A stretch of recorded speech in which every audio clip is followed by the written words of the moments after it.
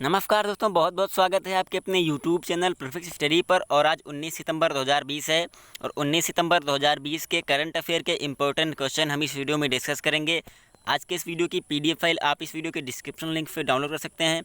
PDF आपको हमारे Telegram channel पर मिल जाएगी। टेलीग्राम चैनल का लिंक नीचे डिस्क्रिप्शन में आप वहाँ से ज्वाइन कर सकते हैं।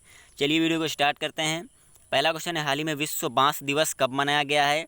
तो अभी 18 सितंबर को विश्व बांस दिवस मनाया गया है। इस क्वेश्चन का बी ऑप्शन सही है।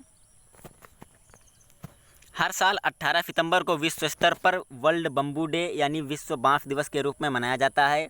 यह दिन बांस के फ़ायदों के बारे में जागरूकता बढ़ाने और रोज़मर्रा के उत्पादों में इसके उपयोग को बढ़ावा देने के लिए मनाया जाता है। बात करें वर्ल्ड बम्बू डे 2020 के थीम की, तो ये है बम्बू नाउ।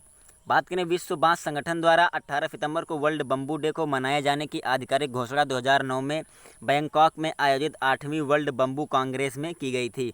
विश्व बांस संगठन का इस दिन को मनाने का उद्देश्य प्राकृतिक संसाधनों और पर्यावरण की रक्षा के लिए बांस की क्षमता को और अधिक उन्नत बनाना, स्थायी उपयोग सुनिश्चित करना और दुनिया भर के क्षेत्रों में नए उद्योगों के लिए बांस की नई खेती को बढ़ावा देना, साथ ही सामुदायिक आर्थिक विकास के लिए स्थानीय रूप से पारंपरिक उपयोगों को प्रोत्साहित करना है। बात करें विश्व बांस संगठन मुख्यालय की, तो ये है एंटवर्प, बेल्जियम में। बात करें विश्व बांस संगठन की स्थापना की, तो 2005 में हुई थी और इसके कार्यकारी निदेशक हैं सुजैन लुकास। अगला क्वेश्चन है, हाल ही में किस शहर ने ग्लोबल स्मार्ट सिटी इंडेक्स 2020 में शीर्ष स्थान प्राप्त किया है? अभी सिंगापुर ने ग्लोबल स्मार्ट सिटी इंडेक्स 2020 में शीर्ष स्थान प्राप्त किया है। इस क्वेश्चन का डी ऑप्शन सही है। इंस्टीट्यूट फॉर मैनेजमेंट डेवलपमेंट और university for technology and design के साथ मिलकर स्मार्ट सिटी इंडेक्स 2020 जारी किया है। स्मार्ट सिटी इंडेक्स 2020 में कुल 109 शहरों का सर्वेक्षण किया गया है। यह सूचकांक आर्थिक और तकनीकी डेटा और वहां नागरिकों की धारणा कि उनके शहर कितने स्मार्ट हैं के आधार पर शहरों को रैंक प्रदान करता है। इस सूचकांक में सिंगापुर शीर्ष स्थान पर है, उसके बाद हेलसिंकी और ज्यूरिख शीर्ष 3 स्मार्ट शहरों के रूप में शामिल हैं।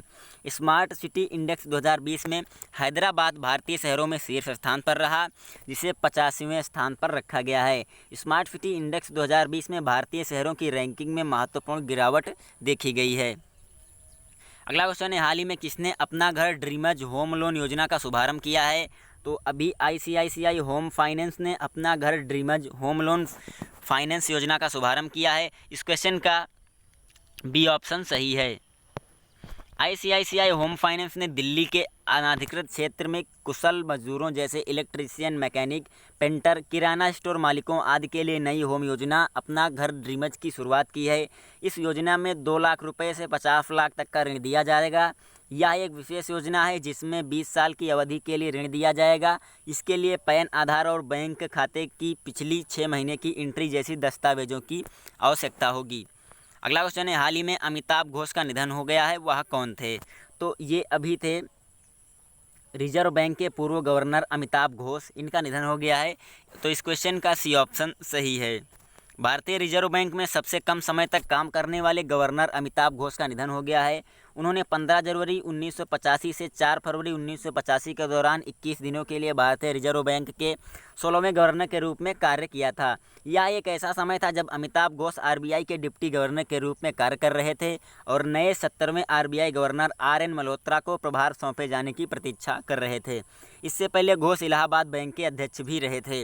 वह IDBI बैंक के निदेशक भी थे और national institute of bank management के शासी निकाय में भी शामिल थे। अगला क्वेश्चन है, हाल ही में किस राज्य सरकार ने आर्थिक स्पंदा ऋण वितरण कार्यक्रम का शुभारंभ किया है?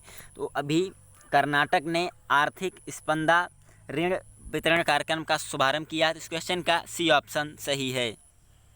यह कार्यक्रम कर्नाटक के मुख्यमंत्री BS येदियुरप्पा ने विभिन्न सरकारी संस्थानों के माध्यम से 39,300 करोड़ रुपए के ऋण को वितरित करने के लिए शुरू किया है। इस योजना के तहत कृषि क्षेत्र में 15,300 करोड़ रुपए का वितरण किया जाएगा, जबकि गैर कृषि क्षेत्रों के लिए 24,000 करोड़ रुपए की राशि रखी जाएगी।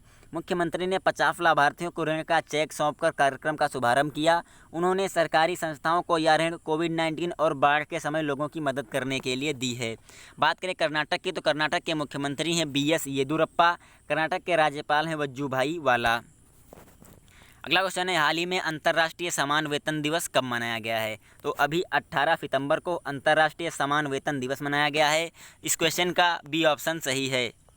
इस बार 18 सितंबर 2020 को पहली बार वैश्विक स्तर पर अंतर्राष्ट्रीय समान वेतन दिवस मनाया जा रहा है।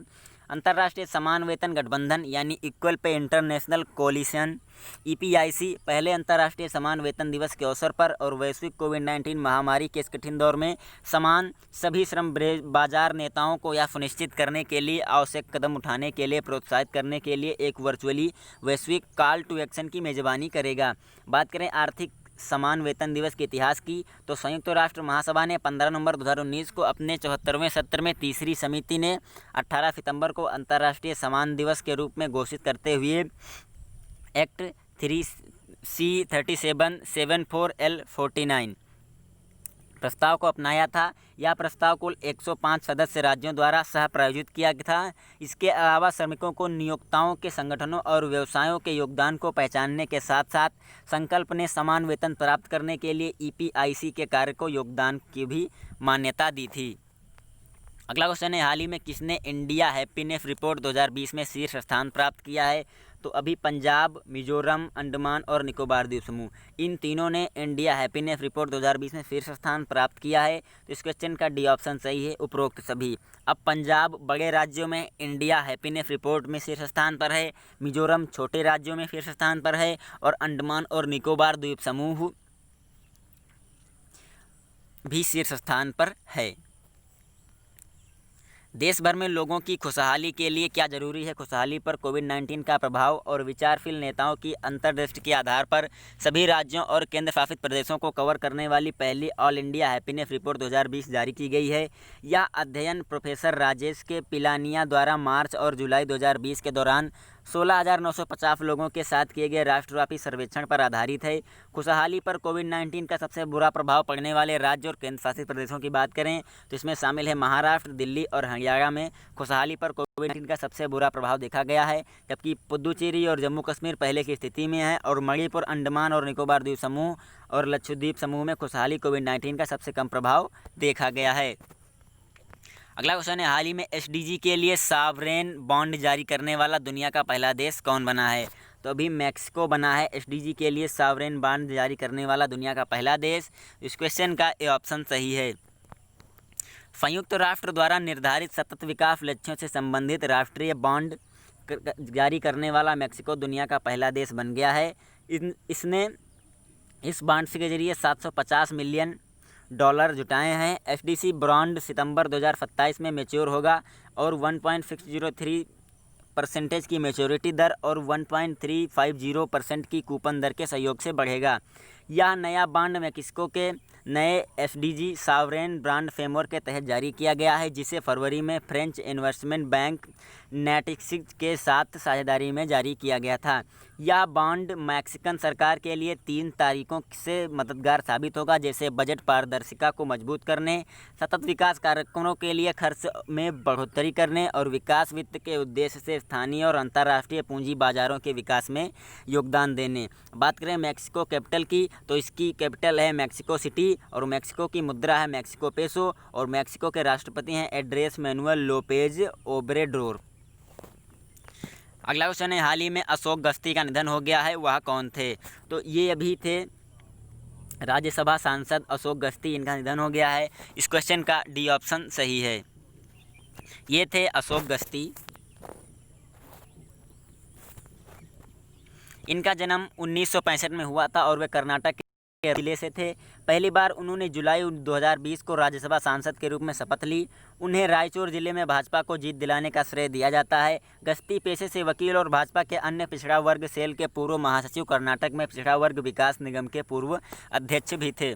लास्ट क्वेश्चन है, हाल ही में किसे एशिया का गेम चेंजर अवार्ड 2020 से सम्मानित किए जाने की घोषणा की गई है? तो अभी विकास खन्ना को एशिया गेम चेंजर अवार्ड 2020 से सम्मानित किए जाने की घोषणा की गई है। इस क्वेश्चन का सी ऑप्शन सही है। ये थे विकास खन्ना। जाने माने शेफ स्थित एशिया गेम चेंजर अवार्ड 2020 से सम्मानित करने के लिए चुना गया है। यह पुरस्कार उन्हें पूरे भारत में कोविड-19 महामारी के दौरान लाखों लोगों को बड़े पैमाने पर अपने भोजन वितरण अभियान फीड इंडिया के माध्यम से खाना खिलाने के लिए दिया जाएगा। वह अग्रणी संगठन द्वारा चुने गए 6 सम्मानों में से एकमात्र भारतीय हैं। उन्होंने भारत से हजारों मील दूर न्यूयॉर्क स्थित बैठे अपने मैनहट्टन घर से अपने विशाल भोजन वितरण अभियान को सफलतापूर्वक चलाया। अभियान के एक गैर लाभकारी संगठन एशिया सोसाइटी द्वारा साल 2014 में एशिया के भविष्य के लिए सकारात्मक योगदान देने वाले सच्चे नेताओं की पहचान करने और उन्हें सम्मानित करने के लिए एशिया गेम चेंजर अवार्ड्स की शुरुआत की गई थी। तो ये वीडियो यहीं पे ख़त्म होती है। हम उम्मीद करते हैं वीडियो आपको पसंद आई है। अगर वीडियो पसंद आई हो तो लाइक और शेयर करें, चैनल पर नए हैं सब्सक्राइब कर लीजिए और साथ में बेल आइकन दबाना ना भूलें। Thanks for watching.